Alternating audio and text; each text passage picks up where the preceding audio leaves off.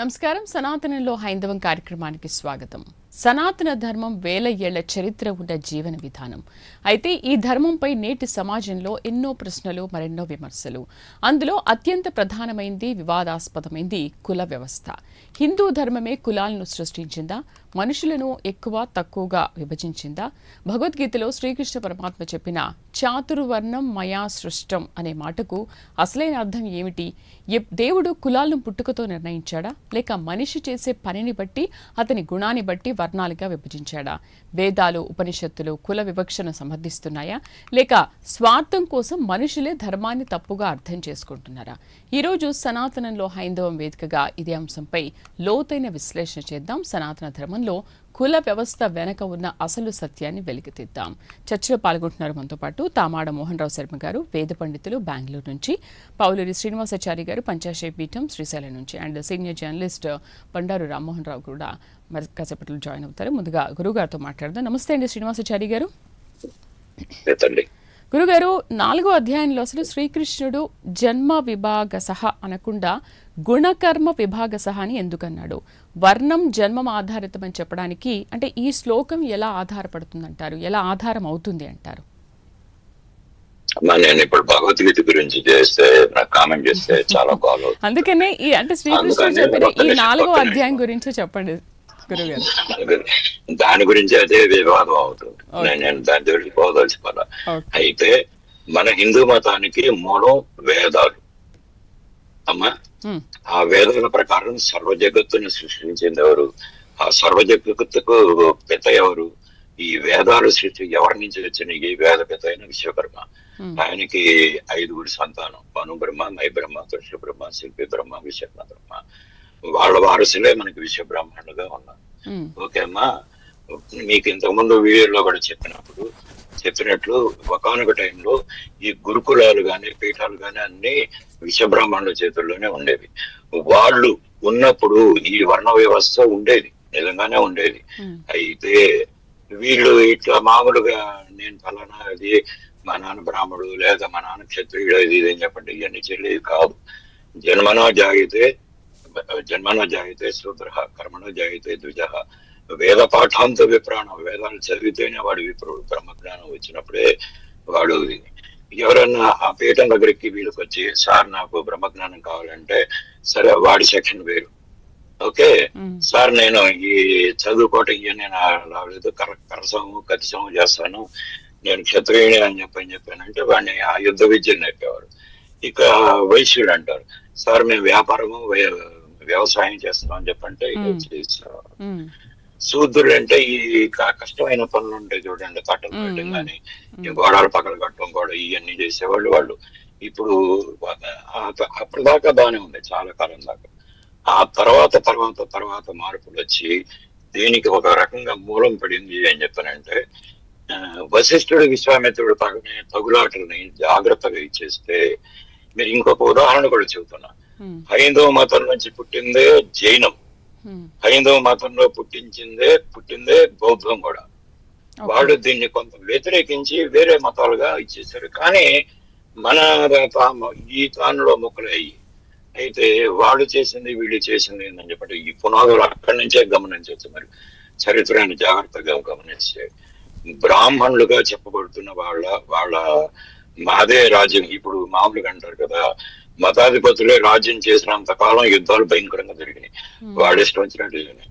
ఆ తర్వాత మీకు రామాయణంలో శంభూకుడి వధ జరుగుతుంది. శంభూకుడి కాలం నుండికి శంభూకుని వధ ఎందుకు చేశారు అనేది బ్రాహ్మణుల ఒత్తిడి వల్ల ఆయన చేశారు. లేకపోతే ఇంకొకడు ఎవడు ఇంకేదో ఆ తగులాట్లు. ఈ విశ్వామిత్రుడికి వశిష్ఠుడికి ఎందుకు తగులాట వచ్చింది? టైప్ నేను బ్రహ్మజ్ఞానం పొందానని చెప్పాను అన్నాడు. సరే, బానే ఉంది. ఈయన కూడా బ్రహ్మజ్ఞానం సాధించడానికి చేస్తారు, ఆయన తొక్కేశారు, ఆయన నానా భ్రష్ట పట్టించారు. సరే, అది వేరే సంగతి. ఇకపోతే దీనికి కులాలకు మూలం ఏంటంటే, వేద వ్యాసులు 28 మంది. ఐ రిపీట్, మళ్ళా చెప్తున్నా, వేద వ్యాసులు 28 మంది. ఆ వేద వ్యాసుల దగ్గరికి కొంతమంది బ్రహ్మజ్ఞానం పొందిన బ్రాహ్మణులు, లేదంటే ఆ విప్రులు కానీ ఇంకెవరన్నా ద్విజుడు కానీ వెళ్ళి ఆయన దగ్గర వరం పొందారు. వ్యాస ప్రోక్తం మయాదత్వం విప్రవ సర్వత్ర పూజిత. కలో పంచ సహస్రాన్ని జాయితే వర్ణ సంకర అని చెప్పినని ఆ మైబ్రహ్మని ఆయన్ని కాకబట్టి వీళ్ళు చేసి, స్వామి మా పిల్లలు ప్రతివాడు బ్రహ్మజ్ఞానం పొందాలంటే జరిగే పని కాదు, ఇది కాదు, మాకు పిల్లలైతే చాలు వాళ్ళు బ్రాహ్మణులుగా చలామణి అయ్యేట్టు మాకు వరం ఇవ్వండి అంటాడు. సరే తదాస్తు అని అంటాడు మైబ్రహ్మ. ఆ తర్వాత చేస్తే దానికి ఒక చిన్న అమెండ్మెంట్ వస్తుంది. అది వ్యాసప్రోక్తం మయాదత్వం విప్రవ సర్వత్ర పూజిత. విప్రవు అన్నారు అంటే వేదాలు చదువుకున్నవాడే, బ్రహ్మజ్ఞానం పొందినవాడు కాదు. లో పంచ సహస్రాన్ని జరిగితే వర్ణ సంక్రహం అన్నారు. ఈ వర్ణ సంక్రహం జరుగుతుంది, మన మీద భయంకరమైన దాడులు జరుగుతున్నాయి, బ్రాహ్మణుల మీద, ఆ పిల్లల మీద కానీ ఇది కానీ. అది అక్కడి దాకా ఇచ్చేద్దాం. ఇకపోతే ఈ కులాలు అని చెప్పని అనేది ఇంతకుముందు వీడియోలో చెప్పాను నేను. ఒకనొకప్పుడు ఈ గురుకులాలు పీఠాలన్నీ విశ్వ బ్రాహ్మణుల చేతిలో ఉండేవి. ఆది ఇంకా కూడా గ్రామాధిపత్యము, గ్రామ రక్షణ, పుర రక్షణ, నగర రక్షణ లేదా కోటల దుర్గాల రక్షణ, అంటే కోటల రక్షణ కూడా విశ్వబ్రహ్మాండ చేతిలోనే ఉండేవి. ఆ అధికారాన్ని అక్కడి నుంచి వీళ్ళు లాక్కోవడం కోసం కాంపరాట కోటపాదన అని ఒక గ్రంథం ఉంది, దాంట్లో ఇది చదువుతుంది. ఆ విశ్వబ్రాహ్మణుని ఓచకొత కోసారు. అదో మిగిలిన వాళ్ళు ఆ జర్మనీ మెక్సికో అటేటో పారిపోయారు. ఓకే, వీళ్ళు వెళ్ళిపోయిన తర్వాత మూల పురుషులు ఎప్పుడైతే వెళ్ళిన తర్వాత వీళ్ళు ఏం చేశారు, ఈ అక్కడి నుంచి వీళ్ళు ఈ వ్యాసుడు వీళ్ళ పిల్లలు వాళ్ళు చదువుకోపోయినా పరమసంటలైనా ఏలుముద్రగాడైనా కానీ వాళ్ళు బ్రాహ్మణులు కానీ చెల్లమని అవుతున్నారు. ఇక్కడ దురదృష్టం ఏంటంటే నేటి ఆ రోజుల్లో ఈ అంటరాంతం ఇవన్నీ చేసినందుకు బ్రాహ్మణుల మీద కోపాన్ని, లేదంటే ఇప్పుడు ఒక బ్రాహ్మణులే చేశారని నేను అంటలేదు, మిగతా వాళ్ళు కూడా అగ్రవర్ణాలుగా చెప్పబడే వాళ్ళందరూ కూడా ఇది వర్ణ వ్యవస్థలో దీన్ని చూస్తే ఇప్పుడు చెప్పుకునే మన వీళ్ళెవరు రెడ్డి, కమ్మ, నాయుడు వీళ్ళందరూ కూడా సూతుల కిందకే వస్తారు. సరే, అది కాసేపు పక్కన పెడదాం. ఓకే, ఎప్పుడైతే వీళ్ళు ఈ వ్యాసుడు ఆ వర్గం వాళ్ళు ఇది చేశారు, ఇది ఇలా కాదు అని చెప్పి అనుకొని నువ్వు ఫలానా ఈ పని చేస్తే నువ్వు ఈ కులం, వృత్తిని బట్టి కులం అనేది మొదలు పెట్టారు. అంతకు ముందు ఇది లేదు. ఇప్పుడు నేను క్షత్రియుడిని, లేదా నేను బ్రహ్మజ్ఞాన్ని, నా కొడుకు నాన్న నేను ఈ చదవలేను, నేను హాయిగా నువ్వు కత్తి యుద్ధం నేర్పు, ధనుర్విద్య లేదా ధనుర్వేద యుద్ధం నేర్పు, నేను అటు పోయి ఆ సైన్యంలో జాగ్రత్త, ఓకే, వాడు క్షత్రియుడిగా మారిపోయినట్టే. ఇక్కడ ఇంకొకటి గుర్తుపెట్టుకోండి, పాతకాలంలో ఉన్న దాంట్లో ఉన్న లుసుకులు ఇక్కడే మన నాసికులకున్న హేతువాదులకి వీళ్ళందరికీ దొరికేది వేరే మతాలకి. క్షత్రియాది విప్రకన్యాయం స్వభవతి జాయతే అన్నారు. క్షత్రియుడైన ఏ జాతికి విప్రకన్య అయిన దేవయానికి పుట్టిన వాళ్ళు అందరూ సూతులు అంటారు. ఆ సూతులు అని చెప్పంటే ఆ సూతుల్లో వాడు ఒకడు యదువు. ఆ యదువు వంశస్థుడే కృష్ణుడు. ఆయన సూతుడు ఎట్లా వీళ్ళకి ఇష్టం వచ్చినట్టు దాంట్లో అది చేసి వాస్తవంగా డెప్త్గా ఆలోచిస్తే అదే వస్తుంది. కానీ యయాతి విశ్వకర్మ వంశస్థుడు, శ్రీరాముడు విశ్వకర్మ వంశస్థుడు. దానికి ఇది ఈ విశ్వకర్మ సంతానంలో ఈ పంచబ్రహ్మలు కాకుండా అష్టవసులు ఉన్నారు, ఏకాదశి రుద్రులు ఉన్నారు, ద్వాదశ ఆదిత్యులు ఉన్నారు. ఇవన్నీ పరమే. ఆ తర్వాత ఏం జరిగిందంటే వర్ణ వ్యవస్థను తీరుస్తూ ఒక బ్రాహ్మలు అబ్బాయి గాని అమ్మాయి గాని వేరే కులం వాళ్ళని చేస్తే వీళ్ళిద్దరికి పుట్టినాడు ఫలానా కులం వాడు అని చెప్పనని డివైడ్ చేసుకుంటూ వచ్చారు. అలా పుట్టిన ఈ కులాలు అదైందా. రెండోది వీళ్ళ ఆభిజాత్యాన్ని పెంచుకోవడం కోసం వాళ్ళని కొంతమందిని దాన్ని అంటరాన్ని అదని ఇదని చేశారు. అది అమానుషం. అది సరే, ఏదో జరిగిపోయింది. అది ఇక్కడ మనం ఇంకా గట్టిగా ఇచ్చేసుకోవాల్సిందంటే కుల వ్యవస్థ ఎప్పటి నుంచి వచ్చింది అని చెప్పనే దానికంటే ఈ వర్ణ వ్యవస్థ బీటలు వాడటానికి మొట్టమొదటి రామాయణంలోనే మీకు శంభూకవధ. ఆ తర్వాత ఈ విశ్వామిత్రుడు నేను బ్రహ్మజ్ఞానం సంపాదించినా కానీ ఆయన తొక్కేశారు, ఆయన్ని నానాచాయి చేశాడు. ఈ వర్గ పోరాటం ఉందే, బ్రాహ్మణ్ నాన్ బ్రాహ్మణ్ అని కానీ లేదా బ్రహ్మజ్ఞానం కలిగిన వాళ్ళు బ్రహ్మజ్ఞానం లేని వాళ్ళు వీళ్ళ తొగలాట్లు అట్లా ఆ నాంగలా పడి ఈనాటికి విషవృక్షమైంది. వీళ్ళ తొగలాట ఏంటంటే పక్క నిమిషం తల్లి, వీళ్ళ విషవృక్షం ఎలా పాకిందని చెప్పనంటే బ్రాహ్మణ మీద ద్వేషం హిందూ దేశంగా మారింది. ఆ హిందూ దేశం భారతదేశాన్ని దేశించే దరిద్ర స్థాయికి చీకింది. వాళ్ళకి చెప్పే వాళ్ళు ఎవరు అది మనకు అందరికీ తెలుసు. ఇకపోతే ఇప్పుడు ప్రస్తుతం మనం మామూలుగా ఇచ్చేస్తే ఈ కులాలు ఇవన్నీ ఇంతకుముందు నేను వీడియోలో చెప్పాను. నేను వీరబ్రహ్మేంద్ర స్వామి వారి కాలజ్ఞానం ప్రకారం 2000 నా భాష ఆయన కాలజ్ఞానానికి 2024-25 నుంచి ఈ దేశంలో అంతర్యుద్ధం మొదలవుతుంది. అప్పుడు బ్రహ్మం గారు రాసినప్పుడు భారతదేశం మొత్తం ఒకటే ఉండేది. మీరు గుర్తుపెట్టుకోండి, శాతవాహనులు పరిపాలించినప్పుడు మన అమరావతి దగ్గర నుంచి అమరావతి మొదటి రాజధాని, రెండో రాజధాని మగధ, మూడో రాజధాని కాందహార్. గుర్తుపెట్టుకోండి, 3 రాజధానులు అప్పుడు ఉన్నాయి. ఇప్పుడు వైశాల్యం పెరిగే కొద్దీ second capital, second high court bench ఇంకో చోట ఉంటుంది. ఏం తప్పేం కాదు. అది పరిపాలన సౌలభ్యం కోసం. ఇంతకుముందు ఎన్టీ రామారావు గారు ఉన్నారు. ఇప్పుడు ఆ రోజుల్లో ఒక తాలూకా ఆఫీస్కి వెళ్ళాలంటే 30 కిలోమీటర్లు 40 కిలోమీటర్లు ఎడ్ల బండి వేసుకొని పోయేసాడు. ఆ తహసీల్దార్ ఏదో పని మీద వెళ్తే వీళ్ళు చచ్చారు. అక్కడే వండుకొని ఉండాలి. ఇది పరిపాలన సౌలభ్యం కోసం. తీసుకుందాం గురువు గారు. రైట్, మనతో పాటు పండారు రామ్మోహన్ రావు గారు కూడా జాయిన్ అయ్యారు. నమస్తే అండి. రైట్, తామాడ మోహన్ రావు శర్మ గారితో మనం మాట్లాడే ముందు ఒక చిన్న బ్రేక్ తీసుకుందాం. Stay with us.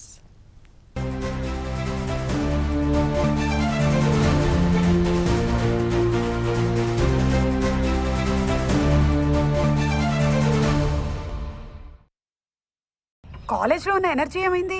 జాబ్ పోయింది, ఈఎంఐ ఆగిపోయింది. నగలు తాకట్టు పెడతాను, అది ఒకటే దారి. తాకట్టు పెట్టడం కంటే బంగారం అమ్మేయడమే మంచిది కదా.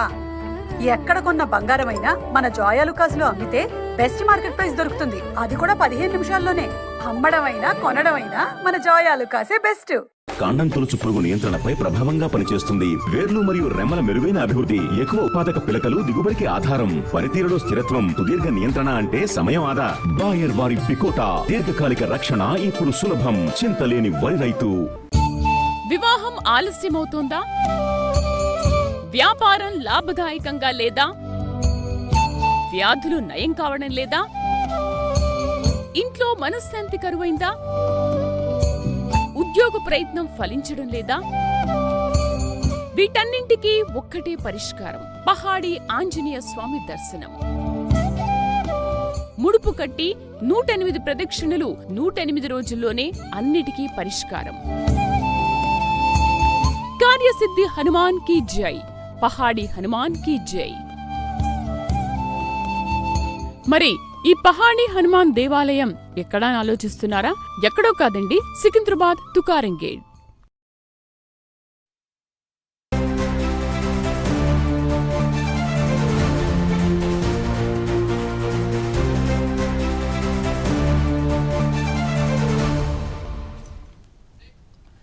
Welcome back.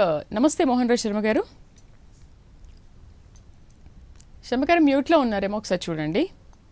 శర్మ గారు, వర్ణ వ్యవస్థ వేరు, కుల వ్యవస్థ వేరా? నిజంగా ఒకవేళ వేరు అయితే గనక దాన్ని ఆ విధంగా చెప్పడం అనేది ఎంతవరకు సమంజసం? నమస్తే అమ్మా. ముందుగా ప్రేక్షక మహాశయులకు, ప్రైమ్ నైన్ టీవీ యాజమాన్యానికి ధన్యవాదాలు తెలియజేస్తున్నాను అవకాశం కల్పించినందుకు. ఈ వర్ణ వ్యవస్థ, కుల వ్యవస్థ అనేవి మనకి మొట్టమొదట చూడాల్సింది వేదంలో. ఈ వేదంలో ఋగ్వేదంలో మనకి ఇది ఉంది, పురుష సూక్తం ఉంది. అందులో ఉంటుంది, ఆ పరమాత్మ పురుషుడైనటువంటి ఆ విశ్వకర్మ ముఖం నుంచి పుట్టిన వాళ్ళే బ్రాహ్మణులు అనే మంత్రం ఒకటి ఉంది. ఏంటంటే ఆ మంత్రం, బ్రాహ్మణో ఓషముఖం ఆసీత్ బాహు రాజన్య కృత పురో తదస్య ద్వైశ్య పద్మ్యాగం శూద్రో అజాయిత అని చెబుతున్నారు. అంటే ఇక్కడ వేదకాలంలో అని చెప్పుకోవాలి దీనికి, ఈ ఉదంతానికి. ఈ బ్రాహ్మణోషి ముఖమాసిద్ అంటే ఆ పరమ పురుషుడైనటువంటి విశ్వకర్మ ముఖం నుంచి పుట్టిన వాళ్ళే బ్రాహ్మణులని, ఆయన బాహువుల నుంచి పుట్టిన వాళ్ళు క్షత్రియులని, తర్వాత ఆయన తొడల నుంచి పుట్టిన వాళ్ళు వైశ్యులని, పాదాల నుంచి శూద్రులు పుట్టారని రాస్తారు. అంటే ఇక్కడ మీరు మనం గమనించాల్సిన విషయం ఏంటంటే, ఇక్కడ అది ఒక జ్ఞానపరమైనటువంటి కర్మ విభజన, అంతే, కర్మపరమైన విభజన. ఇప్పుడు ఒక కొడుకు, నలుగురు కొడుకులు అనుకుంటే, ఒక కొడుకు తన యొక్క బుద్ధి కౌశల్యాన్ని ఉపయోగించి జ్ఞానాన్ని అధ్యయనం చేస్తాడు. అంటే వేద జ్ఞానము, సాంకేతిక జ్ఞానము, విజ్ఞానము అంతా అధ్యయనం చేసేవాడు బ్రాహ్మణుడు. అంటే ఆయన ముక్కు నుంచి పుట్టాడని, అంటే ముక్కు నుంచి పుట్టాడంటే ఉత్తముడని, అంతేగాని ముక్కు నుంచి పుట్టినట్లుగా కాదు. తర్వాత బాహువుల నుంచి క్షత్రియులు.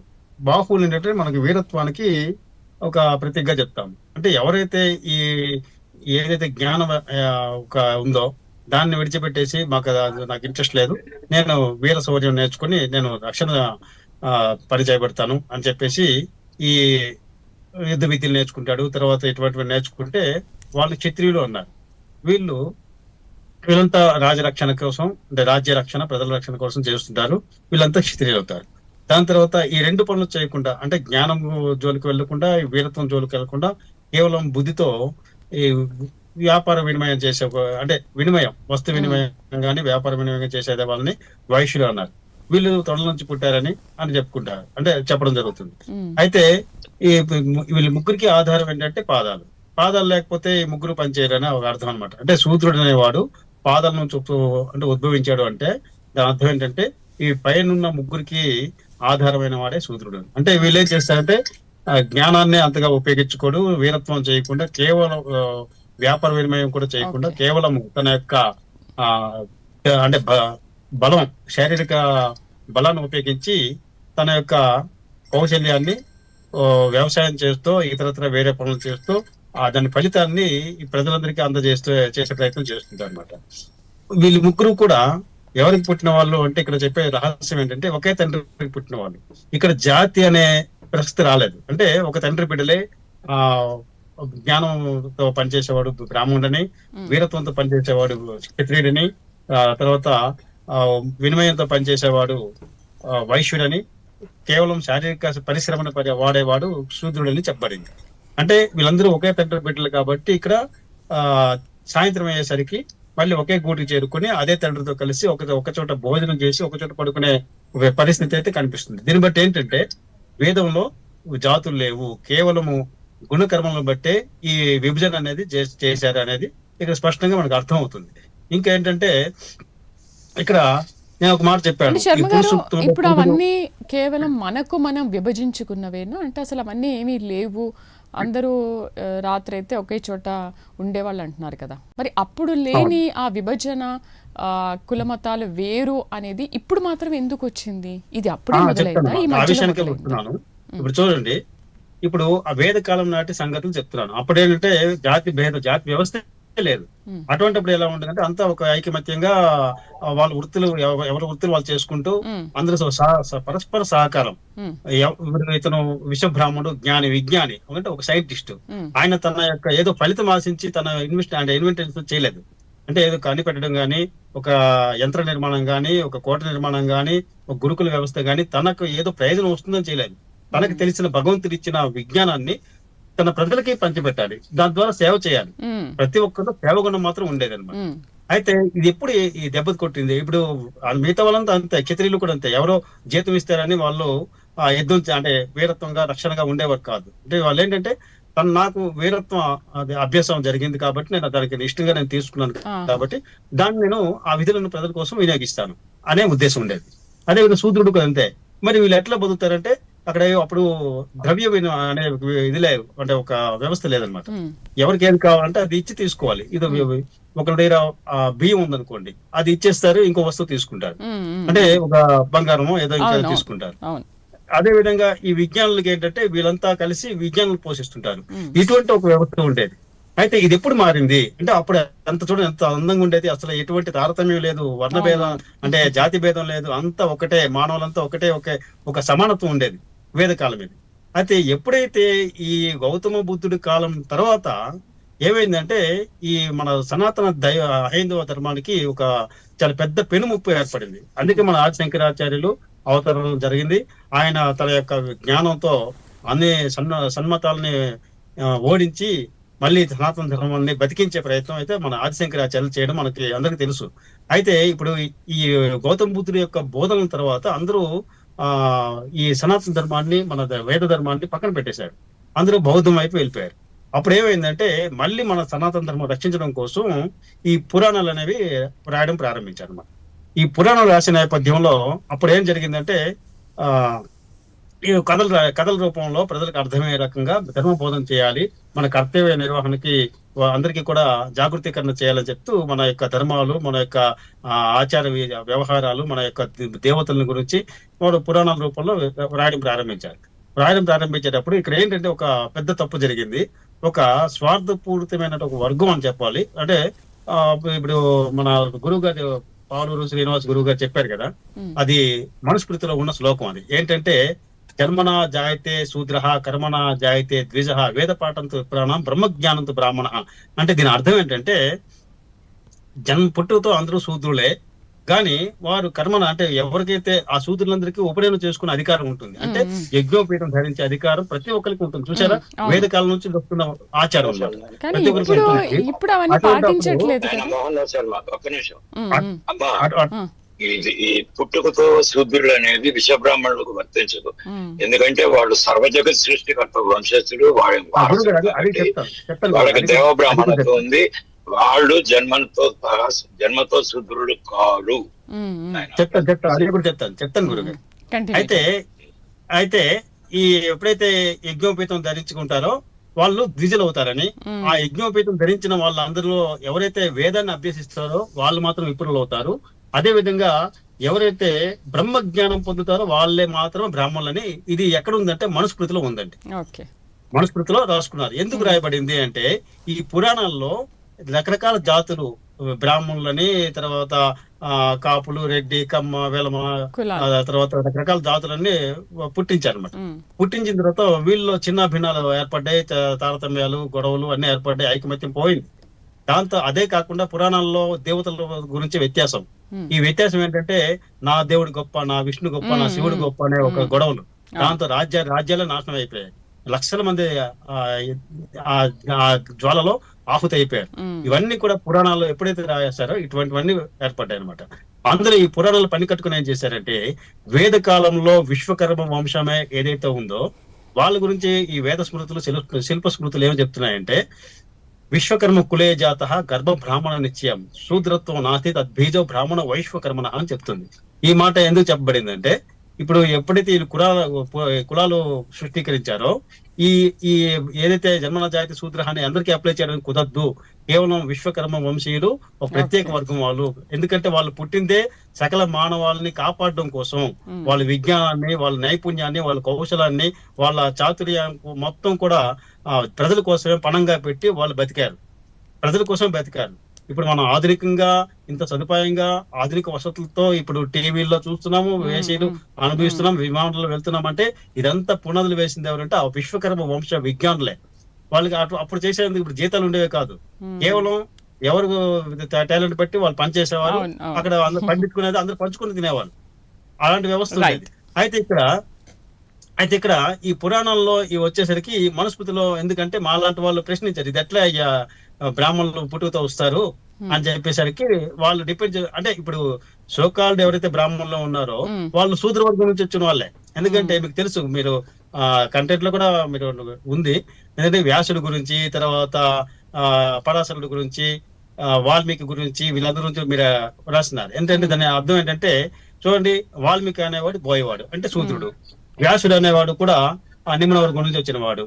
మరి వీళ్ళు గోత్రం చెప్పుకొని, పరాశర గోత్రం చెప్పుకొని, వశిష్ఠ గోత్రం చెప్పుకొని వీళ్ళంతా నిమ్న వర్గం నుంచి వచ్చిన వారు కదా, మీరు ఎట్లా అయ్యా బ్రాహ్మణులు అయ్యారు అని మాలాంటి వాళ్ళు అడుగుతామని చెప్పేసి వాళ్ళు డిపెండ్ చేయడం కోసం మనుస్మృతిలో ఈ శ్లోకాన్ని రచించుకున్నారు.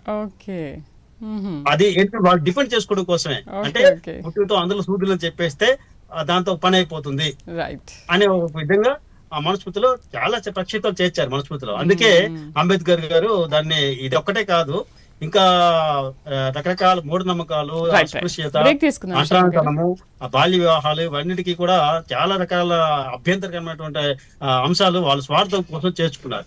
కనుక దాన్ని అంబేద్కర్ గారు తగలబెట్టారు. అయితే ఈ జాతి వ్యవస్థ అనేది మన భారతదేశాన్ని చిన్న భిన్నం చేసిందనడంలో ఎటువంటి సందేహం లేదన్నమాట.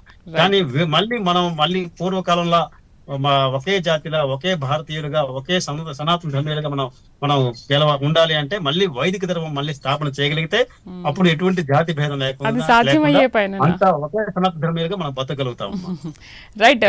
రామ్మోహన్ రావు గారు మాట్లాడదాము. ఒక చిన్న బ్రేక్ తీసుకున్న తర్వాత మళ్ళీ మాట్లాడడానికి శాస్త్రాధారం ఏదైనా ఉందా? ఇంకోటి, గుణాలు కథల ఆధారంగా వర్ణ జన్మ విభజన జరిగిందా? అసలు దీన్ని ఏ విధంగా విభజించారు? శ్రీధర్ గారు, మీకు అట్లాగే మీకు చారి గారికి, శర్మ గారికి ప్రైమ్ ప్రేక్షకులకు నమస్కారం. కొంచెం అంతకన్నా ముందుకెళ్ళాం. ఎందుకంటే వేల వేల సంవత్సరాల కేడిలో ఉమ్, మానవుడు విధించిన శుభ వేలలో ఒక పాట బ్రహ్మణ శ్రీస్థి గారు పాట. ఉమ్, కానీ చెప్తే సమాజ పురోగతిలో వేదాలు ఒక భాగం మాత్రమే. మొట్టమొదలు ఏకకణ జీవి, ఆ తర్వాత మనం చూసాం దశావతారాలు బ్రహ్మాండం కనపడతాయి. నీళ్ళల్లో బతికేది, తర్వాత మత్స్యం, మనకు మత్స్యావతారం, తర్వాత కూర్మావతారం, ఇట్లా వరుసగా చూస్తే సంపూర్ణ 84 మానవుడు లక్షల వచ్చిండు. జీవరాశులు. వామనుడు సంపూర్ణ మానవుడు కాదు, ఇంకా దాటి ఉమ్, అంటే ఆ రకంగా పరశురాముడు వచ్చిన 8 అవతారాలు కనపడతాయి. 9, 10 మనం రకరకాలు ఊహించుకుంటాం. నేనేమంటున్నానంటే సృష్టి కార్యం మొదలైనప్పటి నుంచి లక్షల సంవత్సరాల చరిత్ర ఉంది.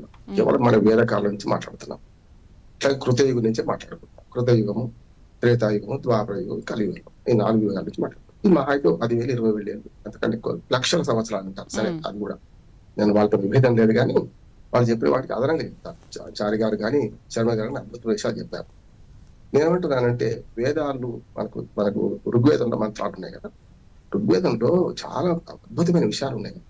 సృష్టి కార్యం ఏంది, సృష్టి ఏంది, ప్రపంచం ఏంది, మొత్తం భూగోళం ఏంది, అంతరిక్షం ఏంది మాట్లాడుకున్నాం. అవి ఎవరు చెప్తలేము. అట్లాగే యజుర్వేదంలో కానీ మన సామవేదంలో కానీ అధర్ణ వేదంలో కానీ చాలా అద్భుతమైన అంశాలు ఉన్నాయి. ఆ తర్వాత బ్రాహ్మణ్యాలు వచ్చినాయి, మన అరణ్యకాలు వచ్చినాయి, చాలా చాలా వచ్చినాయి కదా. ఆ తర్వాత ఇప్పుడు మనం మాట్లాడుకునే క్రమంలో చూసుకుంటే నేను ఒక చిన్న కథ చెప్తాను. అంటే మనం ఆచరణకు వచ్చే కల్లా దీన్ని ఎట్లా చేస్తున్నాం అనే దాన్ని. ఖచ్చితంగా వేదాల్లో వర్ణ వ్యవస్థ ఉంది, కుల వ్యవస్థ లేదు. అది కరాకండి వాడిద్దరు చెప్పి అంగీకరిస్తున్నాడు. వర్ణ వ్యవస్థ లేదు, ఉన్నది మాత్రం కుల వ్యవస్థ లేదు. వర్ణాలను బట్టి కులాలు వచ్చినాయి. అంటే ఒక శ్లోకం ఆధారం చేసుకొని మొత్తం మనం అంతా కూడా మన శాస్త్రాన్ని అవమానపరుస్తున్నాం. ఆ శ్లోకం నా ఉద్దేశం కూడా తప్పే అక్కడ. అంటే ముఖము, చేతులు, అంటే ఆ శ్లోకంలో ఉన్న అర్థాన్ని బట్టి మేము అరికాల కింద పుట్టాం. అంటే మూలవాసులు ఏమంటారంటే మా కాళ్ళు లేకుండా శర్మ గారు అద్భుతంగా చెప్పారు. మా కాళ్ళు లేకుండా మీరు ఎక్కడిది, శరీరం ఎక్కడిది, నిలబడితే ఎట్లా నిలబడుతుంది కదా. మనం 4 కాళ్ళ జంతువు కాదు, 2 కాళ్ళ జంతువు కదా. మిగతా 4 కాళ్ళ జంతువులు ఉంటాయి. మరి 2 కాళ్ళ మీద నిలబడాలంటే మూలవాసులు ముఖ్యం కదా. అందుకని పురాణాల్లో కానీ వాక్యాల్లో చాలా ఉదాహరణలు ఉన్నాయి. కులం అంటారు, కానీ కులం ఎక్కడి నుంచి వచ్చింది, అంతా సంకర కులం కదా మనదంతా కూడా. ఆది మానవులు ఎట్లా బతికిండ్రు, మొదలు ఆహార సేకరణ చేశారు. అప్పుడు వావి వరుసలు లేవు, పందులు, పక్షులు ఎట్లా బతికి అట్లా బతికిన. అక్కడి నుంచి మెల్లమెల్లగా ఇప్పుడు పుట్టినరు మనం ఇక్కడి నుంచి వస్తున్నాం. కానీ అంతకుముందు చూస్తే ఏది లేదు కదా. ఆవాసాలు ఎక్కడి, ఆహార సేకరణ దగ్గర నుంచి ఆహార ఉత్పత్తి దశ వచ్చినాక కదా మన ఆహార ఉత్పత్తి చేసిన ఆహారాన్ని దాచిపెట్టుకుందాం. చీమలకు ఉంది మనిషికి లేదు. కొండలు కోనల మీదకి వెళ్ళి వచ్చి ఒక ఆవాసాన్ని ఏర్పరచుకుంది మనిషి ఆహార ఉత్పత్తి దశకు వచ్చినాక కదా సేకరణ నుంచి. అట్లానే పండు న్యూటన్ సిద్ధాంతం మొన్నటి ఏమంటున్నారంటే పండు కింద పడుతుంది, అది మళ్ళీ విత్తనమే మురుస్తున్నది. ఇది పెడితే వస్తుంది అని చెప్పి ఓడి వ్యవసాయం చేసింది కదా మొట్టమొదటి వ్యవసాయం కదా. లేకపోతే అంతకుముందు పండితే తిన్నడు, లేకపోతే ఏంటిండు కదా. అక్కడి నుంచి వస్తే మనకు ఎప్పుడైతే ఆహార ఉత్పత్తి దశకు వచ్చిన తర్వాత ఇది నీది, అది నాది, ఆస్తి వచ్చింది. రాజ్యావతరణ సిద్ధాంతం అదే చెప్తుంది. ఆస్తి వచ్చినప్పుడు ఏం చేసిండ్రు, ఇది సారి గారిది, ఇది శర్మ గారిది అని చెప్పడానికి నాలాంటి వాడు మీలాంటి వాళ్ళు కావాల్సి వచ్చింది. అది రాజ్యం ఏర్పడదు. అప్పుడు ఇద్దరి మధ్యన వివాదం రాకుండా అక్కడి నుంచి వస్తున్న క్రమంలో వేదాలలో నిజంగా వేదాలు రాసిన వాళ్ళందరూ ఋషులు. నేను అపౌరుషాలు అంటారు వేదాలు, కానీ ఎవరు రాయకుంటే ఎట్లా వస్తాయి. మంచి చెడు రాసిన అది దాని వివాదం పక్కన పెడతాం. నేనేమంటే వేదాలు అపౌరుషాలు అయినా కూడా రాసిన వాళ్ళు ఎవరో ఒకరు చెప్పిన వాళ్ళు, రాసిన వాళ్ళు మనకు శృతి ద్వారా అంటే వినడం ద్వారా వచ్చినాయి కదా. ఇంత అద్భుతమైన సాహిత్యం ఏ ప్రపంచంలో ఏ మతంలో కూడా లేదంటున్నాడు. ఈ వచ్చిన సాహిత్యాన్ని సరిగ్గా అర్థం చేసుకుంటే ఇట్లాంటివి రావు. అందుకని ఒక కథ చెప్తాను నేను. తద్దినము పిల్లి కథ. తద్దినం ఒక తాత పెడుతుండేనట వాళ్ళ తండ్రికి. పెడుతున్నప్పుడు మనవడు ఉండే, తండ్రి ఉండే, చూస్తూ కూర్చున్నాడు. అప్పుడు ఎందుకో ఆ తాత ఒక పిల్లిని కట్టేస్తున్నాడు మొగరానికి. కట్టేస్తుంటే ఆ తాత చనిపోయాడు, తండ్రి బతుకున్నాడు. తండ్రి ఏం చేసాడు, మళ్ళీ తద్దినం పెట్టేటప్పుడు అప్పటికి పిల్లి చచ్చిపోయింది. చచ్చిపోతే ఏం చేసాడు, మా నాన్నగారు పెట్టినప్పుడు పిల్లి ఉండే కదా, ఈ పిల్లిని తీసుకురావాలి కదా అని పిల్లి కోసం అంతా వెతికినాడు. వెతికి మొత్తం మీద ఒక పిల్లిని తీసుకొచ్చి మళ్ళీ మొదలు పెట్టాడు, మళ్ళీ సాకడం మొదలు పెట్టాడు. తద్దినం రాగానే వాళ్ళ తాతకి పెట్టాలి, తండ్రికి పెట్టాలి కదా, మళ్ళీ పెట్టడం మొదలు పెట్టాడు. పెట్టిన తర్వాత ఆ తండ్రి కూడా చనిపోయాడు. మనవాడికి మళ్ళీ పిల్లలు పుట్టాడు. ఈ మనవాడు మళ్ళీ తాతది తండ్రి తద్దినం పెట్టాలి. ఏం చేయాలనుకోని అప్పటికి మళ్ళీ పిల్లి లేదు. అప్పుడు పిల్లి కోసం వెతుకుడు నాలాంటి వాళ్ళు మీలాంటి వాళ్ళు ఎదురయ్యారు. ఎందుకు తద్దినానికి పిల్లికి ఏం సంబంధం అంటే, ఏమోనండి మా తాతగారు పెట్టినప్పుడు పిల్లిని కట్టేసిండు, నేను మా నాన్నగారు పెట్టినప్పుడు కట్టేసిండు, నేను కూడా కట్టేస్తాను. ఇట్లా అయితే విషయం ఏంటంటే ఎందుకు కట్టేసిండు అని తెలుసుకుంటే, పిల్లి తద్దినం పెట్టేటప్పుడు బ్రాహ్మణులు అందరూ వస్తారు కూర్చుంటారు కదా, ఆ పిల్లి మా వస్తువులను ఖరాబ్ చేస్తున్నది, పెరుగుదవుతుంది, పాలు అవుతుంది. అందుకని దాన్ని కట్టేసేవాడు వాళ్ళ తాతగారు. అదే చూసి పిల్లి లేకుండా తద్దినం కాదు అనుకునే రకం తయారీ. ఇప్పుడు కూడా వెర్రితలడు వేస్తే ఇది చదువుతాడు.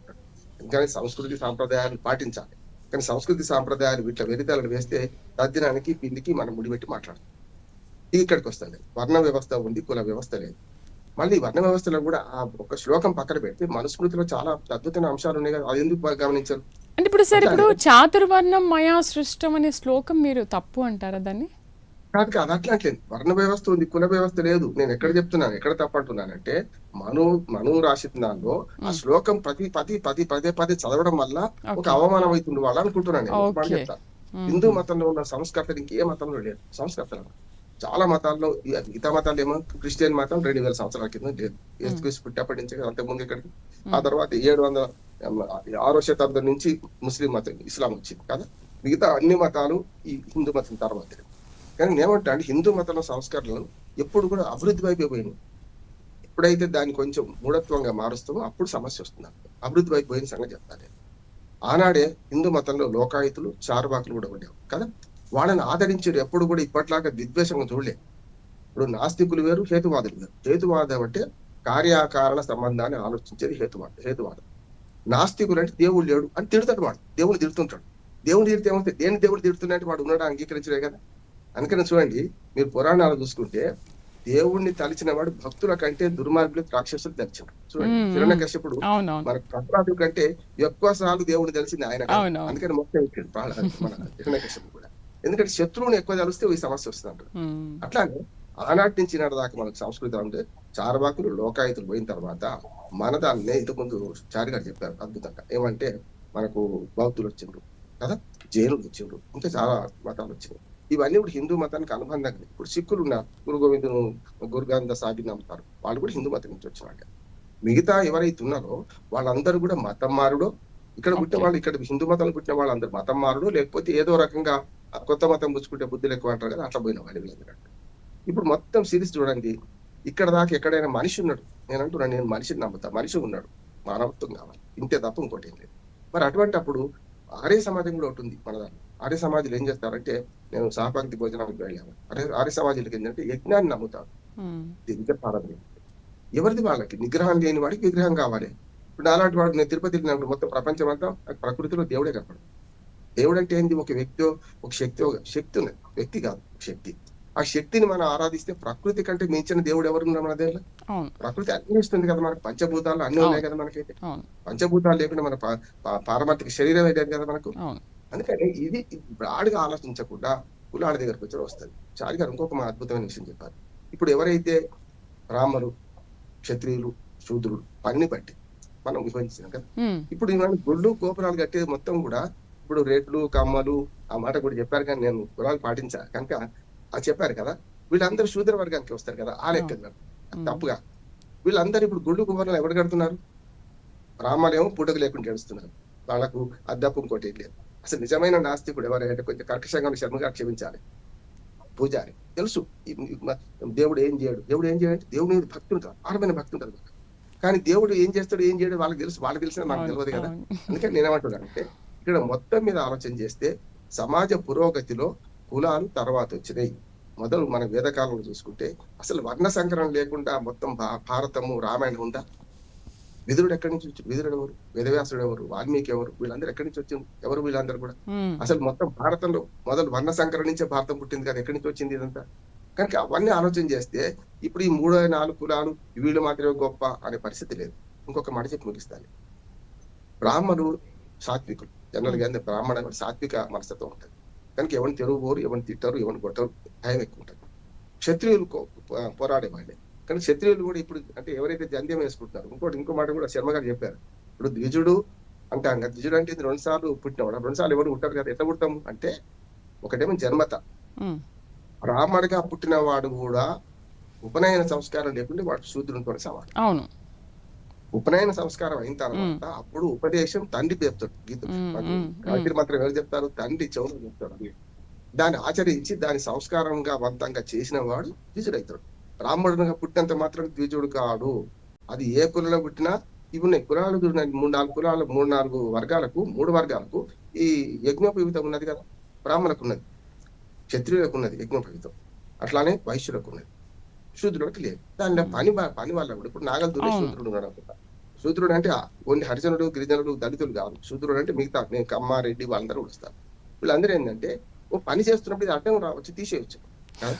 ఓ పని చేస్తున్నప్పుడు జంధ్యం ఉంటది, అడ్డం రావచ్చు, ఏదైనా తీసేయచ్చు. మనం జంధ్యాన్ని ఎప్పుడు ధరించాలి, ఎప్పుడు తీసేయాలి, ఎప్పుడు చెవి పెట్టుకోవాలి, ఇవన్నీ చాలా శాస్త్రం చాలా చెప్పింది. మనం శౌచాలయంకి వెళ్ళినప్పుడు జంధ్యం ఎక్కడ పెట్టుకోవాలి ఉన్నది కదా, మనం జంధ్యం గీతాలు మార్చాలి ఉన్నది కదా. నేనేమంటున్నానంటే ఈ చర్చ ఎటువంటిది ఎక్కడికి వచ్చిందంటే వాళ్ళ కులాల వ్యవస్థకు దారితీసింది. కులాల మధ్య గుంపులాడ దారితీసింది. ఎప్పుడైతే రాజకీయం వచ్చిందో, నేను మా ఇంటి పేరు బండారు అనగా నేను ఆంధ్రప్రదేశ్ ఛానల్లో పోయినప్పుడు బండారు అంటే ఈసారి ఏ కులం కావచ్చు అని ఆలోచించాడు. రెండవది రావు అనగా నీకు కులం కావచ్చు అంటాడు. నేను ఫస్ట్ డిస్క్లైమర్ చెప్తా, నేను మీరు అనుకున్న 3 ఆధిపత్య కులాలకు సంబంధించిన కాదు. ఎందుకంటే నేను కొంచెం తెలుగుదేశానికి అనుకూలంగా మాట్లాడితే మీకు తెలుసు రాజకీయ చర్చలు వస్తుందా, అయితే ఇంకోటి అనుకుంటాను. అందుకని నేనేమంటున్నాను, ఇక్కడ కూడా మనం కొంచెం బ్రాడ్గా ఆలోచన చేస్తే వేదకాలం నుంచి ఇప్పటిదాకా వేదాలు సత్యము, అట్లానే వాటి ఆచరణ సత్యము, ఆర్య సమాజం లాంటి సత్యము, హేతువాదులు కూడా సత్యము, అంతకుముందు చార్వాకులు, లోకాయతులు కూడా ఇవన్నిటిని మనము ఒక ఒడిలో విమర్చుకున్నాం. ఎప్పుడు కూడా సంఘ సంస్కరణ మొత్తం చేసిన వాళ్ళందరూ కూడా అగ్రవర్ణాల వర్గాలు, మామూలు నిమ్న వర్గాలుగా ఉన్నారు. కానీ వాళ్ళందరూ కూడా ఇందులో ఎవరైతే బాధపడుతున్నారో ఆలోచించి, ఒక రాజా రామ్మోహన్ రాయ్, ఒక ఈశ్వరచంద్ర విద్యాసాగర్, ఒక వీరసేన పంతులు, ఒక గురిదాడ అప్పారావు, ఇట్లా 100 మంది పేరు చెప్తారు. వీళ్ళందరూ నేమంటే సమాజాన్ని సంస్కరించే దశలో పోయింది. కానీ సంస్కరణవాదం లేని మతాలు ఏవో, అది ముస్లిం మతం కావచ్చు, లేకుంటే క్రిస్టియన్ మతం కావచ్చు, ఈ 2 మతాలు అట్లాగే మనకు పురారిపోయింది. కానీ ఇందులో ఏమైందంటే ఇందులో భిన్నత్వంలో ఏకత్వం ఉన్నది. ఇన్ని చెప్పాను కదా, ఇన్నిట్లలో కూడా వీళ్ళందరూ కూడా మొత్తం మతాన్ని కాదనిలే, మతంలో ఉన్న మూఢత్వాన్ని వ్యతిరేకించు, పిల్లితోనే తద్దిన అవసరం లేదని నాలాట్లు కూడా అన్నట్టు అన్న, అంతే తప్ప వాళ్ళు వ్యతిరేకులు అనే ముచ్చట కాదు. రెండోది ఈ మధ్యన ఏమైందంటే హేతుబద్ధంగా ఆలోచించే వాళ్ళని కూడా కొంచెం దూరం పెడుతున్నారు. అది కరెక్ట్ కదా. హేతుబద్ధంగా ఆలోచించండి, మూఢత్వాన్ని పారదోరండి. మనం ఎవరైతే మనం విమర్శిస్తున్నారో విమర్శకు సరైన సమాధానం చెప్పండి. మనకు తెలియకపోతే తెలుసుకుందాం, మనం తెలుసుకొని అప్పుడు సమాధానం చెప్తే వాడు వింటాడు. ఆ సగం సమాధానం చెప్పడమో లేకుంటే గేలి చేయడమో, మీకేం తెలియదు అనడం వల్ల సమస్య వస్తుంది. ఇంకొక మాట కూడా మన సప్తతిలు లేకపోతే ఎవరైతే శిల్పులు ఉన్నారో, మరి ఆ కులాల్లో కూడా విశ్వబ్రాహ్మణ్ అంటాం, 5 కులాలు విశ్వబ్రాహ్మణ్ కూడా కదా. మొదటి దేనికి ఇచ్చిండ్రు? స్వర్ణకారుడికి ఇచ్చిండ్రు. అయ్యా చారిగారు ఏమంటారు? విశ్వబ్రాహ్మణ్లో శాఖలు అంటారు. విశ్వబ్రాహ్మణ్లో శాఖలు. అవును సార్, అది శాఖలు. స్వర్ణకారు నుంచి మొదలు పెడితే శిల్పి దాకా. అంటే పనిని బట్టి, ఆ లోహాన్ని బట్టి వాళ్ళకి ఆ విలువ ఇచ్చిన చూడండి. స్వర్ణకారుడు ముందెత్తుకుంటారు, బంగారం విలువ ఎక్కువ కదా. తర్వాత ఇత్తడి పనులు, కంసాలి. తర్వాత మనకు కాస్త బాగాలేదు, కర్మచారి అనండి లేదా స్వర్ణకారుడు అనండి దయచేసి. స్వర్ణకారుడు అంటున్నారు సార్. రెండో ఇత్తడి పనులు చేసేవాడు స్వర్ణకారుడు కాదు కదా చారి గారు. కాంస్యకారుడు, అది రెండోది చెప్తున్నాను. మూడవది ఏంటి, మనకు వడ్రంగి. 4 కమ్మరి. అంటే కమ్మరి పని ఏం చేస్తాడు? ఇనుముతో చేస్తాడు. 5వ వాడిని పాపం రాయి కదా, రాయి ఎక్కడ దొరుకుతుంది కదా, 5వ వాడిని. అంటే నేను ఏమంటున్నానంటే ఈ కులాలు ఇవన్నీ కూడా విద్వేషం చెప్పకపోతే మంచిది కాదు, మంచిది కాదు. ఎందుకంటే మతములన్నీ మాసిపోవుడు, జ్ఞానం ఒక్కటి నిలిచి వెలుగు అని గురిదాడ అప్పారావు గారు అన్నాడు. నేనైతే మతాలు మార్చిపోవాలి, మన మనుషులు నిలవాలి, మనుషులే గొప్పవాళ్ళు, మనుషులు మాత్రమే గొప్పవాళ్ళు. మన ప్రకృతిని ఆరాధిద్దాం. దీనిలో ఈ పెట్టుకొని పోతే ఆఖరికి ఎక్కడికి వచ్చిందంటే, ఇక కులాల పేరు చెప్పాను కానీ మన రక్తం ఇంకోనికి ఇస్తే మన శౌర్యం వానికి పోతుంది. చూడండి దుర్మార్గం. కనుక మన రక్తం వనికి పోతుంది. ఇంకోటి రక్తం మనం తీసుకుంటే మనకు అటువంటి పిరికితనం వస్తే మనం తీసుకోవచ్చు. చస్తారు ఇటువంటి ఇంత దుర్మార్గంగా ఆలోచిస్తే కులాల గురించి చస్తారు వీళ్ళు. అందుకని నేను మతాన్ని గౌరవిద్దాం. ఒకరి అభిప్రాయాన్ని ఇంకొక అభిప్రాయాలు, ఒక మాట చెప్తాను, ఒకరి అభిప్రాయాన్ని ఇంకొక అభిప్రాయాలు విభేదించిన చెప్పే క్రమంలో చాలా శాంతంగా చెప్పే ప్రయత్నం చేద్దాం ఉంటారు. సోక్రటీస్ మనకు ఆదర్శం. ముందు చాలా అసలు ఋషులందరూ మనకు మనకు మంచి మన సైంటిస్టులు అమ్మ, మన ఋషులందరూ సైంటిస్టులు. వాళ్ళు ఒక్కొక్క రకంగా చెప్పొచ్చు. సోక్రటీస్ ఎందుకంటున్నానంటే, మీకు అర్థమైనా కాకపోయినా నేను చెప్పేది చెప్తా, సత్యాన్ని ఎలుగెత్తి చాటుతా అన్నాడు. ఆ సత్యాన్ని ఎలుగెత్తి చాటాల్సిన బాధ్యత ఇవాళ మత గురువుల మీద వీళ్ళ ఉంది. మతం పేరు మీద మూఢాచారాన్ని పెంపొందించే వాళ్ళందరినీ దుర్మార్గంగా బహిష్కరిస్తాం. మతం పేరు మీద మంచితనాన్ని, మతం అన్నది మన కంటికి మసకైతే మతం వద్దు, గీతం వద్దు, మాయా మార్గం వద్దు అని దాన్ని పాటించాలని కోరుకుంటున్నాను. రైట్, గురువు గారితో మాట్లాడదాం ఒక చిన్న బ్రేక్ తర్వాత. Stay with us.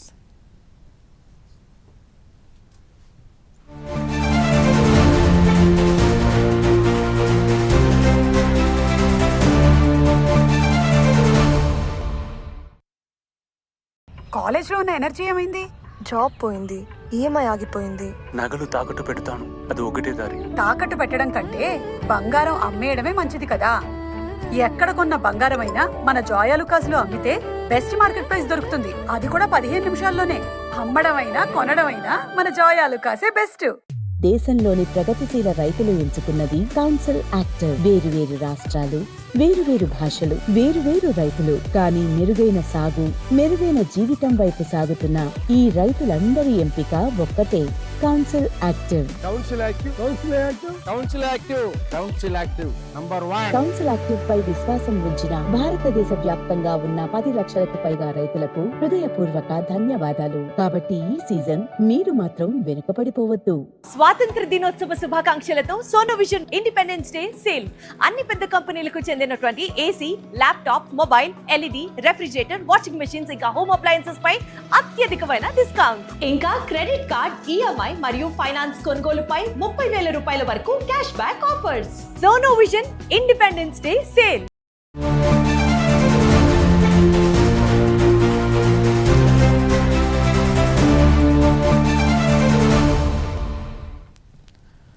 Welcome back. గురుగారు, అసలు వేదాలలో ఈ కులం మతం అనేది ఈ ప్రస్తావన ఉందా లేదా? ఒకవేళ లేదు అనుకున్నప్పుడు దీన్ని అంతటిని కూడా ఇదొక కులం, ఇదొక మతంగా ఎవరు ఎందుకు విభజించారు అనుకోవాలి? మా వేదాల్లో అయితే కుల వ్యవస్థ లేదు, లేదు, వర్ణ వ్యవస్థ మాత్రమే ఉంది. కేవలం ఆభిజాత్యం కోసం, ఆధిపత్యం కోసం, రాజ్యోన్మాదంతో, అధికారోన్మాదంతో కొన్ని వర్గాలు చేసిన కుట్ర అది. ఇంకపోతే ఇందాక మీరు గీత అన్నారు కదా, భగవద్గీత అని. భగవద్గీత ఆయన ఇక్కడ కృష్ణుడు అనే శబ్దానికి నానార్థాలు ఉన్నాయి, అది గుర్తుపెట్టుకుని తల్లి. ఇక్కడ నా మీద నేను వివాదం చేయదలుచుకోలేదు. ఇప్పుడు కృష్ణుడు అనే దానికి విరాట్ పురుషుడినే సూచిస్తుంది. అర్జున వాచ అంటే అర్జున అని చెప్పనంటే దానికి ఉన్న అర్థం వేరు, నాకు తెలిసిన అర్థం వేరు. ఆయన ఈయనకి చెప్పాడు సకల వేదాలు ఉపనిషత్తుల సారాంశం అన్నాడు. అంతేగాని ఆయన ఇదేం చెప్పలేదు. నాకు తెలిసి, నాకు దొరికిన భగవద్గీతలో. ఓకే, ఈ వర్ణ వ్యవస్థ, ఈ కుల వ్యవస్థ ఇలా ఉంది కదమ్మా. ఇప్పుడు చాలా ఫైనల్ ఒక చిన్న నా తరపున ఒక కంక్లూజన్ వస్తుంది.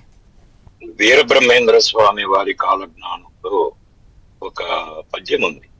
నారాయణాశ్రము నావి ఎక్కించేది, నలువంక గుణధ్వని చేసేయడమా, క్రూరులైన వారి కులముల నడిచేని గోబ్రాహ్మణులు కరుణించేయడమా. ఇక్కడ ప్రతిపదానికి గోబ్రాహ్మణులు అనేది ఒకటే పదం, ఫ్రెండ్షిప్ లాగా. ఫ్రెండ్షిప్ లాగా ఒకటే పదం. అది ఎవరిని ఉద్దేశించిందో నాకు తెలుసు. ఓకే, నారాయణాశ్రం నారి ఎక్కించి చేస్తే దానికి అడ్డుపడేవాడు ఎవడు? భీముడంతడు అంటే మెడకే ముంచి కింద పడేసి గుద్ది మెడ పైకి రాకుండా దండం పెట్టించాడు కృష్ణుడు అంతటి వాడు. భీష్ముడు దాన్ని ఎదుర్కొంటానని చెప్పంటే ఆ నారాయణాశ్రం వస్తుంది. ఆ తర్వాత విశ్వకర్మాశ్రం తెలిసిన వాళ్ళు, పాశుపతాశ్రం తెలిసిన శ్రీ శ్రీ శ్రీ శ్రీ శ్రీ వీరభవ సంతరాయుడు వారు వచ్చారు. రేపు ఇంతకుముందు చెప్పినట్లు 2035కి ఆయన విశ్వరూపం చూపిస్తారు, మహామత సంగ్రామంలో పాల్గొంటారు. ఇక్కడ చిన్న విషయం ఏంటంటే వీళ్ళు కులాలు మతాలు ఇవన్నీ పెట్టుకొని ముందు హిందూ మతం గురించి చెప్తాం. వీళ్ళు నేను గొప్ప, మా కులం గొప్ప, మా కులం గొప్ప అని చెప్పి అనుకుంటారు. ఆల్రెడీ అంత తన్నుకోటాలు దిగినాయి. వీరబ్రహ్మేంద్ర స్వామి వారికి నాకు భాష్యం ప్రకారం క్రోధినామ సంవత్సరం అప్పటి స్వామివారు రాసినప్పుడు దక్షిణ భారతం ఒకటిగానే ఉండేది.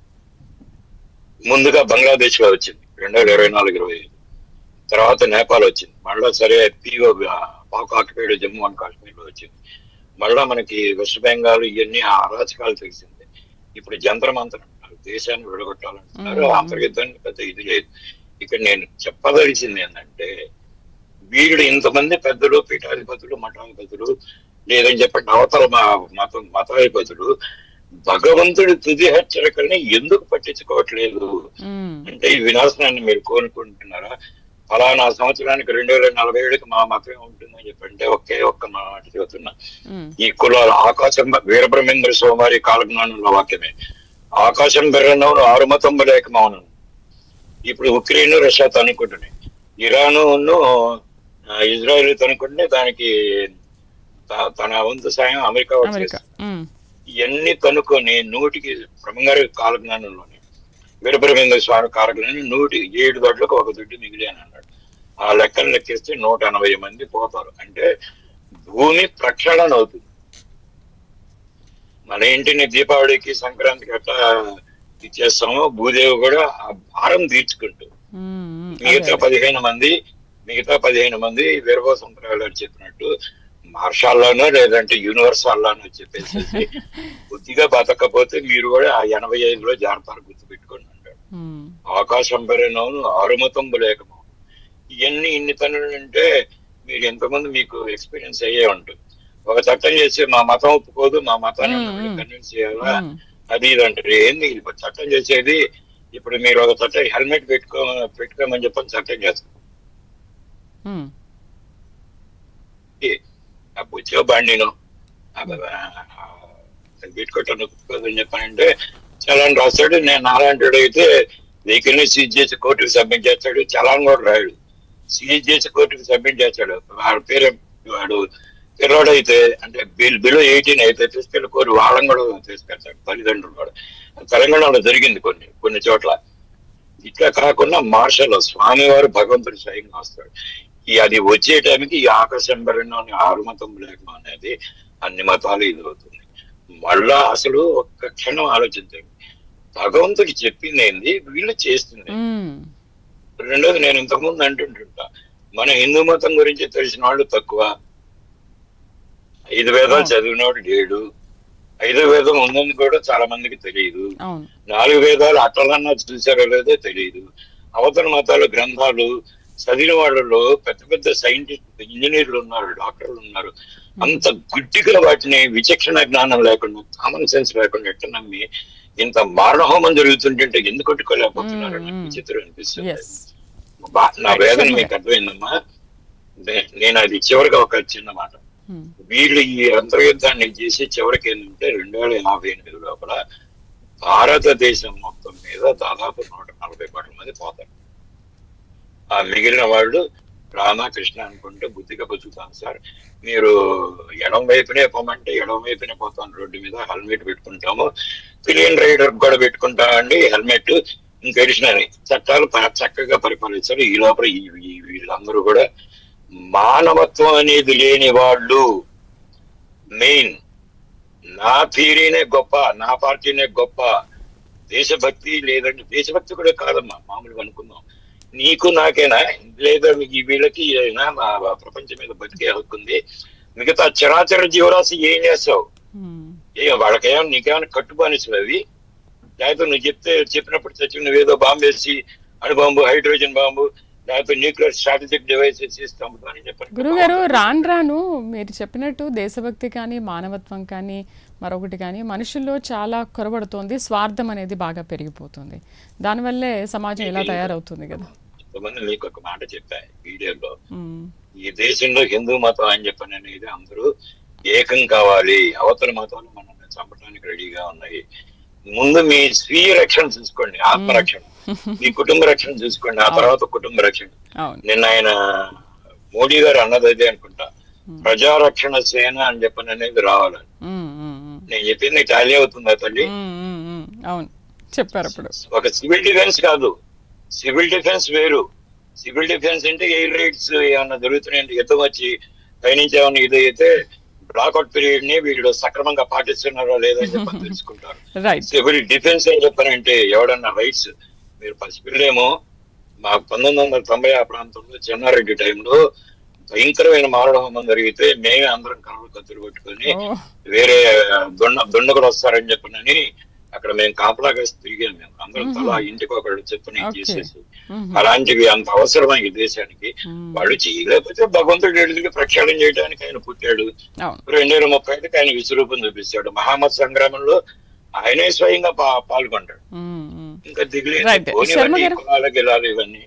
శర్మ గారు, ఫైనల్ గా ఏం చెప్తారు? ఇప్పుడు కులం పేరుతో విడిపోవడం మంచిదా, లేకపోతే కలిసి ఉండడం మంచిదా? ఏదైతే బెస్ట్ అంటారు? చూడమ్మా, ఈ ఎక్కువ తక్కువ కులాలు అనేవి మనుషులు విడగొట్టడానికే, దానిలో తారతమ్యాలు, కార్పణ్యాలు, గొడవలు, మనస్పర్ధలు, శత్రుత్వాలు పెంచడానికి తప్పించి ఎటువంటి ప్రయోజనం ఉండదు. ఇప్పుడు ఏంటంటే చూడండి, ఇప్పుడు బోయవాడు వాల్మీకి ఆయన తపస్సు చేసి జ్ఞాని అయ్యి బ్రాహ్మణుడు అనిపించుకున్నాడు. అదే విధంగా వశిష్ఠుడు వారు ఆయన ఒక వేశ్యకు పుట్టినా కూడా ఒక మతంగి ముని కన్య అరుంధతి, అంటే ఇప్పుడు ప్రస్తుతం మాదిగా సమాజం అని పిలువబడుతుంది, అటువంటి కన్యని పెళ్లి చేసుకున్నా కూడా ఆయన తపస్సు చేసి వశిష్ఠుడు అనేవాడు లోక పూజుడయ్యాడు. అరుంధతి అనే మహాపతివ్రత, ఆవిడ ఒక అరుంధతి నక్షత్రంగా మనం భావిస్తూ సనాతన ధర్మంలో పూజిస్తున్నాం. అంటే ఎక్కడి నుంచి ఎక్కడికి వెళ్ళా చూడండి. అదే విధంగా పరాశరుడు మత్స్యగంధికి పుట్టినవాడే వ్యాసుడు. మత్స్యగంధికి అంటే ఒక అక్రమ సంతానం, అంటే బలత్కారంగా పుట్టాడని కైవర్తిక కన్యాసూత్రుడు అంటారు ఎవరిది, వ్యాసుడికి. అటువంటి వ్యాసుడు జన్మ చాలా నీచ వర్గంలో జరిగింది. కానీ ఆయన తపస్సు చేసి మయ విశ్వకర్మను ఒప్పించి వేదాలను నేర్చుకొని ఆయన ఎంతటి సర్వం వ్యాసోచిష్టం వ్యాసం నారాయణ హరిహి అన్న స్థాయికి ఎదిగాడు. అంటే ఈ మనుషుల్లో ఆ పుట్టుకలతో సంబంధం లేదమ్మా, వాళ్ళ యొక్క మేధస్సు అనేది భగవంతుడు అందరికీ సమాన దృష్టితో సమాన ఒక ఫ్రీక్వెన్సీ లెవెల్ తో ఇచ్చారు, సృష్టించాడు. భగవంతుడు విశ్వకర్మ ఎవరికి అన్యాయం చేయలేదు. సమవర్తతాది విశ్వకర్మణ సమవర్తతాది అంటారు. అంటే తన సృష్టిలో ఎటువంటి వ్యత్యాసాలు చూపించారు. కనుక ప్రతి ఒక్కరిని వాళ్ళుగా బతికినిస్తే వాళ్ళ ఉన్న విజ్ఞానం బయటకు వస్తుంది. ఆంక్షలు అదుపులు ఆజ్ఞలు పెట్టడం వల్ల వాళ్ళు కుంచిత పడతారు అనమాట. నువ్వు పంచముడు శూద్రుడు ఇట్లా చెప్పేసి దేవస్థానం రాకూడదు, వేదాలు చదవకూడదు అని ఆంక్షలు పెట్టడం ద్వారా వేద విజ్ఞానం ప్రజలకు అందకుండా పోతుంది. వేదంలో ఒక చాలా ఇప్పుడు మన మూడో వ్యక్తి చెప్పినట్టుగా, ఆయన పేరు గుర్తురాదు, హనుమంతరావు గారు, ఆయన చెప్పినట్లుగా మన వేదంలో ఉండే విజ్ఞానాన్ని ప్రజలకు ఎప్పుడైతే మనం చేరదీస్తామో అప్పుడు ఐక్యతతో పాటు విజ్ఞానం పెరుగుతుంది, మన యొక్క నైపుణ్యత పెరుగుతుంది, సృజనాత్మకత పెరిగి మనమంతా మన భారతదేశం కూడా చాలా పురోగతితో సమైక్యతతో ఒకే భూభాగంలో నివసించే ప్రజలందరూ ఒకే భరతమాత బిడ్డలుగా మనం బతకగలుగుతాం. ఈ కుల వ్యవస్థ పూర్తిగా నిర్మూలన చేయాలనేది నా ఉద్దేశం. కంక్లూడ్ చేద్దాం రామ్మోహన్ గారు. నేను అదే చెప్తాను, వర్ణ సంకరం లేకుండా ఈ ప్రపంచం లేదు. మొదలు అసలు అందరం మానవులమే, పశుపక్షాదులు ఎక్కడ మనం అట్లా ఉన్నాం, కానీ ఇవన్నీ మట్టిని వచ్చి పెట్టుకున్నాం. దీన్ని వికృతంగా మార్చుకొని కులాలు సమరంగా మార్చుకోవద్దు మరలా. అందుకని భగవద్గీత కేవలం 700 శ్లోకాలు 2 అంటారు 700. కానీ భగవద్గీత కన్నా ముందు యోగ వాసిష్టం బట్టి శ్రీరాముడికి వశిష్ఠుడు చెప్తాడు. వైరాగ్య ప్రకారం నుంచి మొదలు పెట్టి భగవద్గీత ఎంత 18 అధ్యాయాలు, అట్లానే 700 శ్లోకాలు అనేది 29,000 శ్లోకాల యోగ వశిష్టం. 29 నుంచి 32,000 శ్లోకాలు. అందులో 6 ప్రకరణాలు: వైరాగ్య ప్రకరణము, ముముక్ష ప్రకరణము, పత్తి ప్రకరణము, స్థితి ప్రకరణము, ఉపశమ ప్రకరణము, నిర్మాణ ప్రకరణం. అంటే అందులో రాముడికి కూడా ఒక వైరాగ్యం వచ్చింది. ఏది రాజేది, నేనేది, కథేది అనుకుంటే యోగ వశిష్ఠుడు అరే బాబు నీకు చాలా కథ పెద్దగా ఉంది, ఇది ముందుకు పోవాల్సినదని చెప్పి చేసి మొదటి వైరాగ్య ప్రకరణంలో వైరాగ్యం తీసేసి మనిషి అంటే శ్రమ చేయాలి, బతకాలి, చేసేది. అట్లా ఏమంటా అంటే ఇప్పుడు కులాల కుమ్మనాట్లో వర్ణ వ్యవస్థ నుంచి కులాల వ్యవస్థకు వచ్చిన రాజకీయాలు దీన్ని పెంచి పోషిస్తున్నాయి. రాజకీయ అవసరం పడుతుంది. ఏ కులం వాడు ఎమ్మెల్యే అయినా, ఏ కులం వాడు ఎంపీ అయినా వాడి కులం వాడిని మళ్ళీ అందులో రానియారు. అది కూడా చూడాలి. వీళ్ళు అర్థం చేసుకోవాల్సింది ఏంటంటే కులం అని కుమ్మలాట పెట్టుకొని వీళ్ళు ఏం చేస్తున్నారంటే మా కులం వాడు ఎంపీ అయితే ఏదో సాధిస్తారు అనుకుంటున్నారు. సమస్య లేదంటున్నాడు. వాడి కులం వాడిని ఇంకొకరిని కూడా అందులో ఎదగలిగాడు. అందుకని ఈ కుల వ్యవస్థ పోవాలంటే మొదలు రాజకీయాలు మారకపోతే కుల వ్యవస్థ పోదు. అట్లాగే ఇప్పుడు సంఘ సంస్కృతులు వాళ్ళని చెప్పే విషయాలను గట్టిగా అర్థం చేసుకోవాలి. మూఢత్వాన్ని విడిచిపెట్టండి, మనం అందరం సమానమనే భావాన్ని పెంచండి. ఈ మన వర్ణ సమాజం కులాలను బట్టి కాదు, మన వృత్తుని బట్టి వచ్చింది కనుక ఆ వృత్తులన్నింటినీ గౌరవించండి. ఇవాళ ప్లంబర్ లేకపోతే మన ఇల్లు ఏం సంగతి అర్థం చేసుకోండి కదా, ఉళ్ళం వేసుకోవాల్సి వస్తుంది. అక్కడి నుంచి అంటే ఏ వృత్తిని నీచంగా చూడకండి, మనుషులు భగవంతుడు చూడండి అని మనం అందరం విజ్ఞప్తి చేద్దాం. రైట్ గురుగారు, ఫైనల్ కంక్లూడ్ చేద్దామా? ఏం చెప్తారు మీరు ఫైనల్ గా? ఏమైతే 2035 కల్లా ఈ కులాల బతుకంతా బయటపడుతుంది. 2045కి కులం అనేది ఉండదు. నేను ఇందాక చెప్పాను కదా, మార్షల్ లా అని స్వామివారి వీరభద్రాలు వరుసని ఆయన చెప్పిన చట్టం ఏమి, ఆయన చెప్పింది వేదం, ఆయన చెప్పింది చట్టం, ధర్మం, న్యాయం. ఆయన ధర్మం తప్పడుగా, ఆయనే విష్ణుమూర్తి అవతారంగా ఆయన ధర్మం తప్పడు. ఇట్లా బతకండి అని చెప్పని పని చేస్తాడు. కనుకపోతే బాధతాడు, లేదా లేక అవతల పట్టేస్తాడు. సింపుల్ గా చెప్పాలంటే ఈ 10 ఏళ్ళు చాలా క్రిటికల్ దేశాలు 2024 నుంచి క్రిటికల్. ఆ తర్వాత ఇంకా ఈ కులాలు గిలాలు ఇవన్నీ పోయి మామూలుగా ఇచ్చేసి ఇందాక చెప్పాను కదా, ఆకాశం బరెనో నారుమతంబులని. ఇప్పుడు భూకంపం వచ్చింది, అక్కడ వచ్చే చాట్ నేను ఈ ఫలానా మతం వాడికి ఇచ్చాను, నా పార్టీ వాడికి ఇచ్చారా. ఒక అగ్ని ప్రమాదం జరిగితే అందరూ ఏకం అవుతారు, అలా ఒక చెందునీళ్ళు పోస్తారు, రైట్. ఓ చెంచాడు చెప్తున్నాయండి. సో ఈ కులాల మతాలు పడిపోయి అనేది ఇంకో 10 ఏళ్ళ తర్వాత ఉండవు. అనవసరంగా వాటి కోసం తన్నుకులాడి ఎవరు ఎంతకాలం బతుకుతామో తెలియని ఈ ప్రపంచంలో, కానీ ఈ అవన్నీ నమ్మరు జీవితంలో కదా గురువు గారు. అనవసరమైన అమ్మా మీరు ఇంత చెప్తున్నారు కానీ ఎవరు నమ్మరు కదా ఇలాంటి విషయాల్ని.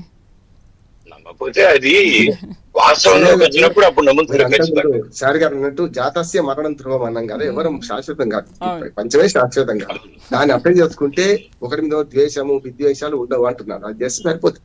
కరెక్ట్, రైట్ అండి. చర్చలో పాల్గొనేందుకు మోహన్ రావు శర్మ గారికి, శ్రీనివాసాచారి గారికి, రామ్మోహన్ రావు గారికి థ్యాంక్ యూ అండి. ఇది వాళ్ళ సనాతనంలో హైందవం కార్యక్రమం. వచ్చే వారం మరొక అంశంతో మళ్ళీ కలుద్దాం. నమస్తే.